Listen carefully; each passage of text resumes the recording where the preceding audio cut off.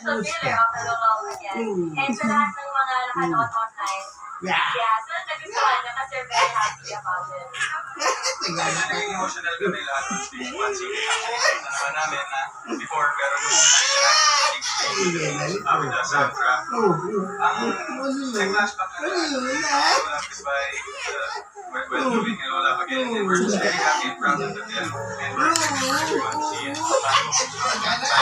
Nagustuhan yung mga trailer namin. Yes, and of course, we're talking about the Low Love Goodbye. Madami na tutulad ng mga viewers doon sa Low Love Goodbye. At tutulad na ang viewers sa Low Love Goodbye. Ang dami dito. Kasalita. Ang daming about self-love. Kaya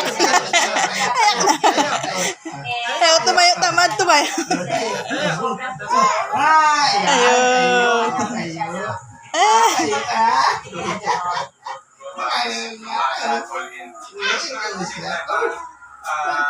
Maganda siya kalalaban.